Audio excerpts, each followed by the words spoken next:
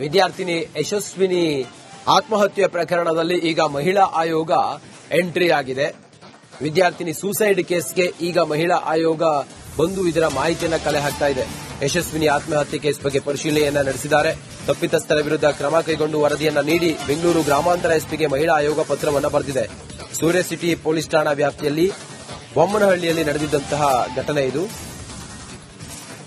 ವಿದ್ಯಾರ್ಥಿನಿ ಯಶಸ್ವಿನಿಗೆ ಅವರು ಆಕೆಯ ಅವಳ ಬಣ್ಣ ಇಟ್ಕೊಂಡು ಅವರು ನಿಂದಿಸಿದ್ರು, ಆಕೆಯನ್ನ ತೇಜೋವಧೆ ಮಾಡಿದ್ರು, ಆಕೆಗೆ ಮಾನಹಾನಿ ಆಗೋ ರೀತಿಯಲ್ಲಿ ಅವರು ಮಾತಾಡಿದ್ರು ಅನ್ನೋದೆಲ್ಲವೂ ಕೂಡ ಸದ್ಯಕ್ಕೆ ಆಕೆ ಆತ್ಮಹತ್ಯೆ ಮಾಡ್ಕೊಳ್ಳೋದಕ್ಕೆ ಕಾರಣ ಅಂತೇಳಿ ಅವರ ಕುಟುಂಬದವರೆಲ್ಲ ಹೇಳ್ತಾರೆ. ಮತ್ತೆ ಅವ್ರ ಜೊತೆ ಓದ್ತಾ ಇದ್ದಂತ ಸ್ಟೂಡೆಂಟ್ಸ್ ಎಲ್ಲ ಹೇಳ್ತಾರೆ. ಈ ಸಂಬಂಧ ಆಕೆ ಆತ್ಮಹತ್ಯೆ ಮಾಡ್ಕೊಂಡ್ಲು ಅನ್ನೋದು ಇರುವಂತ ಅನುಮಾನ. ಹೀಗಾಗಿ 6 ಜನ ಅಲ್ಲಿನ ಶಿಕ್ಷಕರನ್ನು ಕೂಡ ವಜಾ ಮಾಡಲಾಗಿದೆ. ಇದರ ನಡುವೆ ಈಗ ಮಹಿಳಾ ಆಯೋಗವು ಕೂಡ ಎಂಟ್ರಿ ಆಗಿದೆ. ಇದರ ತನಿಖೆಯನ್ನು ತ್ವರಿತವಾಗಿ ಮಾಡಬೇಕು ಅನ್ನೋದನ್ನ ಮಹಿಳಾ ಆಯೋಗ ಹೇಳಿದೆ. ಬೆಂಗಳೂರು ಗ್ರಾಮಾಂತರ ಎಸ್ಪಿಗೆ ಮಹಿಳಾ ಆಯೋಗ ಪತ್ರವನ್ನು ಕೂಡ ಬರೆದಿದ್ದಾರೆ.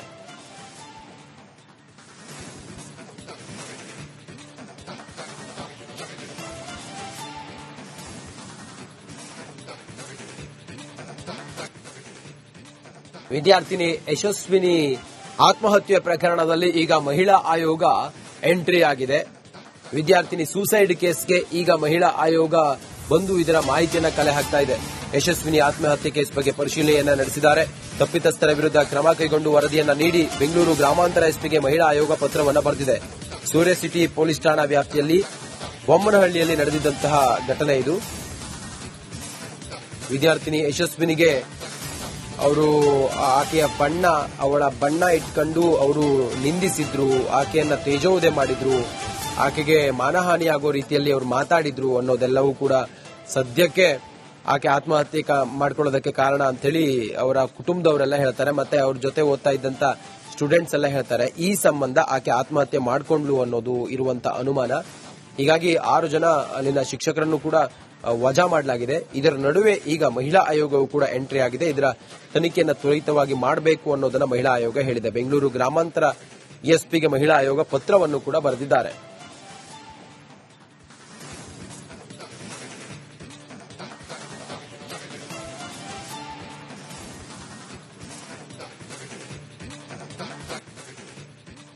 ವಿದ್ಯಾರ್ಥಿನಿ ಯಶಸ್ವಿನಿ ಆತ್ಮಹತ್ಯೆ ಪ್ರಕರಣದಲ್ಲಿ ಈಗ ಮಹಿಳಾ ಆಯೋಗ ಎಂಟ್ರಿ ಆಗಿದೆ. ವಿದ್ಯಾರ್ಥಿನಿ ಸೂಸೈಡ್ ಕೇಸ್ಗೆ ಈಗ ಮಹಿಳಾ ಆಯೋಗ ಬಂದು ಇದರ ಮಾಹಿತಿಯನ್ನು ಕಲೆ ಹಾಕ್ತಾ ಇದೆ. ಯಶಸ್ವಿನಿ ಆತ್ಮಹತ್ಯೆ ಕೇಸ್ ಬಗ್ಗೆ ಪರಿಶೀಲನೆಯನ್ನ ನಡೆಸಿದ್ದಾರೆ. ತಪ್ಪಿತಸ್ಥರ ವಿರುದ್ಧ ಕ್ರಮ ಕೈಗೊಂಡು ವರದಿಯನ್ನ ನೀಡಿ ಬೆಂಗಳೂರು ಗ್ರಾಮಾಂತರ ಎಸ್ಪಿಗೆ ಮಹಿಳಾ ಆಯೋಗ ಪತ್ರವನ್ನು ಬರೆದಿದೆ. ಸೂರ್ಯ ಸಿಟಿ ಪೊಲೀಸ್ ಠಾಣಾ ವ್ಯಾಪ್ತಿಯಲ್ಲಿ ಬೊಮ್ಮನಹಳ್ಳಿಯಲ್ಲಿ ನಡೆದಿದ್ದಂತಹ ಘಟನೆ ಇದು.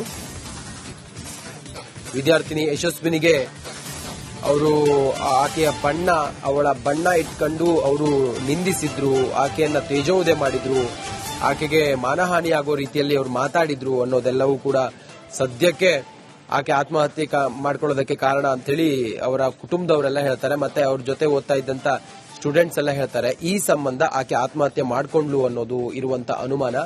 ಹೀಗಾಗಿ 6 ಜನ ಅಲ್ಲಿನ ಶಿಕ್ಷಕರನ್ನು ಕೂಡ ವಜಾ ಮಾಡಲಾಗಿದೆ. ಇದರ ನಡುವೆ ಈಗ ಮಹಿಳಾ ಆಯೋಗವು ಕೂಡ ಎಂಟ್ರಿ ಆಗಿದೆ. ಇದರ ತನಿಖೆಯನ್ನು ತ್ವರಿತವಾಗಿ ಮಾಡಬೇಕು ಅನ್ನೋದನ್ನ ಮಹಿಳಾ ಆಯೋಗ ಹೇಳಿದೆ. ಬೆಂಗಳೂರು ಗ್ರಾಮಾಂತರ ಎಸ್ಪಿಗೆ ಮಹಿಳಾ ಆಯೋಗ ಪತ್ರವನ್ನು ಕೂಡ ಬರೆದಿದ್ದಾರೆ.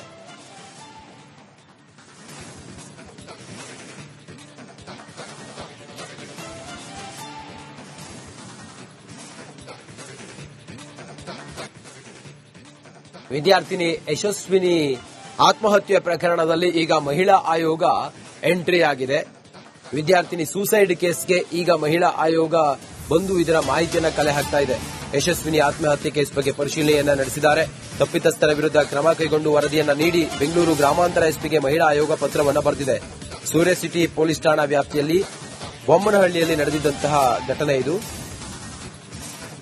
ವಿದ್ಯಾರ್ಥಿನಿ ಯಶಸ್ವಿನಿಗೆ ಅವರು ಆಕೆಯ ಅವಳ ಬಣ್ಣ ಇಟ್ಕೊಂಡು ಅವರು ನಿಂದಿಸಿದ್ರು, ಆಕೆಯನ್ನ ತೇಜೋವಧೆ ಮಾಡಿದ್ರು, ಆಕೆಗೆ ಮಾನಹಾನಿ ಆಗೋ ರೀತಿಯಲ್ಲಿ ಅವರು ಮಾತಾಡಿದ್ರು ಅನ್ನೋದೆಲ್ಲವೂ ಕೂಡ ಸದ್ಯಕ್ಕೆ ಆಕೆ ಆತ್ಮಹತ್ಯೆ ಮಾಡ್ಕೊಳ್ಳೋದಕ್ಕೆ ಕಾರಣ ಅಂತೇಳಿ ಅವರ ಕುಟುಂಬದವರೆಲ್ಲ ಹೇಳ್ತಾರೆ. ಮತ್ತೆ ಅವ್ರ ಜೊತೆ ಓದ್ತಾ ಇದ್ದಂತ ಸ್ಟೂಡೆಂಟ್ಸ್ ಎಲ್ಲ ಹೇಳ್ತಾರೆ. ಈ ಸಂಬಂಧ ಆಕೆ ಆತ್ಮಹತ್ಯೆ ಮಾಡ್ಕೊಂಡ್ಲು ಅನ್ನೋದು ಇರುವಂತ ಅನುಮಾನ.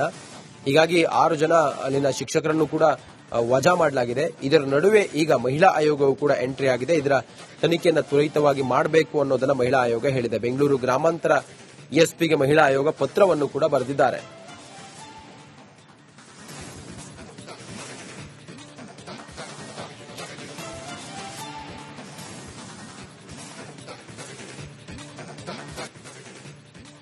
ವಿದ್ಯಾರ್ಥಿನಿ ಯಶಸ್ವಿನಿ ಆತ್ಮಹತ್ಯೆ ಪ್ರಕರಣದಲ್ಲಿ ಈಗ ಮಹಿಳಾ ಆಯೋಗ ಎಂಟ್ರಿ ಆಗಿದೆ. ವಿದ್ಯಾರ್ಥಿನಿ ಸೂಸೈಡ್ ಕೇಸ್ಗೆ ಈಗ ಮಹಿಳಾ ಆಯೋಗ ಬಂದು ಇದರ ಮಾಹಿತಿಯನ್ನು ಕಲೆ ಹಾಕ್ತಾ ಇದೆ. ಯಶಸ್ವಿನಿ ಆತ್ಮಹತ್ಯೆ ಕೇಸ್ ಬಗ್ಗೆ ಪರಿಶೀಲನೆಯನ್ನ ನಡೆಸಿದ್ದಾರೆ. ತಪ್ಪಿತಸ್ಥರ ವಿರುದ್ಧ ಕ್ರಮ ಕೈಗೊಂಡು ವರದಿಯನ್ನ ನೀಡಿ ಬೆಂಗಳೂರು ಗ್ರಾಮಾಂತರ ಎಸ್ಪಿಗೆ ಮಹಿಳಾ ಆಯೋಗ ಪತ್ರವನ್ನು ಬರೆದಿದೆ. ಸೂರ್ಯ ಸಿಟಿ ಪೊಲೀಸ್ ಠಾಣಾ ವ್ಯಾಪ್ತಿಯಲ್ಲಿ ಬೊಮ್ಮನಹಳ್ಳಿಯಲ್ಲಿ ನಡೆದಿದ್ದಂತಹ ಘಟನೆ ಇದು. ವಿದ್ಯಾರ್ಥಿನಿ ಯಶಸ್ವಿನಿಗೆ ಆಕೆಯ ಅವಳ ಬಣ್ಣ ಇಟ್ಕೊಂಡು ಅವರು ನಿಂದಿಸಿದ್ರು, ಆಕೆಯನ್ನ ತೇಜೋವಧೆ ಮಾಡಿದ್ರು, ಆಕೆಗೆ ಮಾನಹಾನಿಯಾಗೋ ರೀತಿಯಲ್ಲಿ ಅವರು ಮಾತಾಡಿದ್ರು ಅನ್ನೋದೆಲ್ಲವೂ ಕೂಡ ಸದ್ಯಕ್ಕೆ ಆಕೆ ಆತ್ಮಹತ್ಯೆ ಮಾಡ್ಕೊಳ್ಳೋದಕ್ಕೆ ಕಾರಣ ಅಂತ ಹೇಳಿ ಅವರ ಕುಟುಂಬದವರೆಲ್ಲ ಹೇಳ್ತಾರೆ. ಮತ್ತೆ ಅವ್ರ ಜೊತೆ ಓದ್ತಾ ಇದ್ದಂತ ಸ್ಟೂಡೆಂಟ್ಸ್ ಎಲ್ಲ ಹೇಳ್ತಾರೆ. ಈ ಸಂಬಂಧ ಆಕೆ ಆತ್ಮಹತ್ಯೆ ಮಾಡ್ಕೊಂಡ್ಲು ಅನ್ನೋದು ಇರುವಂತ ಅನುಮಾನ. ಹೀಗಾಗಿ 6 ಜನ ಅಲ್ಲಿನ ಶಿಕ್ಷಕರನ್ನು ಕೂಡ ವಜಾ ಮಾಡಲಾಗಿದೆ. ಇದರ ನಡುವೆ ಈಗ ಮಹಿಳಾ ಆಯೋಗವು ಕೂಡ ಎಂಟ್ರಿ ಆಗಿದೆ. ಇದರ ತನಿಖೆಯನ್ನು ತ್ವರಿತವಾಗಿ ಮಾಡಬೇಕು ಅನ್ನೋದನ್ನ ಮಹಿಳಾ ಆಯೋಗ ಹೇಳಿದೆ. ಬೆಂಗಳೂರು ಗ್ರಾಮಾಂತರ ಎಸ್ಪಿಗೆ ಮಹಿಳಾ ಆಯೋಗ ಪತ್ರವನ್ನು ಕೂಡ ಬರೆದಿದ್ದಾರೆ.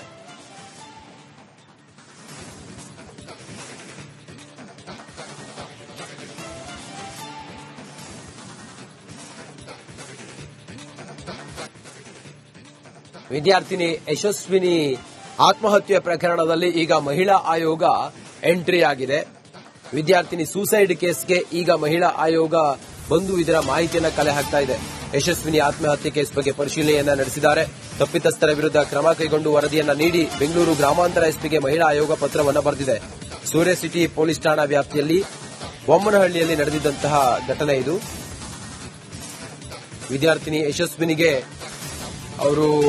ಆಕೆಯ ಅವಳ ಬಣ್ಣ ಇಟ್ಕೊಂಡು ಅವರು ನಿಂದಿಸಿದ್ರು, ಆಕೆಯನ್ನ ತೇಜೋವಧೆ ಮಾಡಿದ್ರು, ಆಕೆಗೆ ಮಾನಹಾನಿಯಾಗೋ ರೀತಿಯಲ್ಲಿ ಅವರು ಮಾತಾಡಿದ್ರು ಅನ್ನೋದೆಲ್ಲವೂ ಕೂಡ ಸದ್ಯಕ್ಕೆ ಆಕೆ ಆತ್ಮಹತ್ಯೆ ಮಾಡ್ಕೊಳ್ಳೋದಕ್ಕೆ ಕಾರಣ ಅಂತ ಹೇಳಿ ಅವರ ಕುಟುಂಬದವರೆಲ್ಲ ಹೇಳ್ತಾರೆ. ಮತ್ತೆ ಅವ್ರ ಜೊತೆ ಓದ್ತಾ ಇದ್ದಂತ ಸ್ಟೂಡೆಂಟ್ಸ್ ಎಲ್ಲ ಹೇಳ್ತಾರೆ. ಈ ಸಂಬಂಧ ಆಕೆ ಆತ್ಮಹತ್ಯೆ ಮಾಡ್ಕೊಂಡ್ಲು ಅನ್ನೋದು ಇರುವಂತ ಅನುಮಾನ.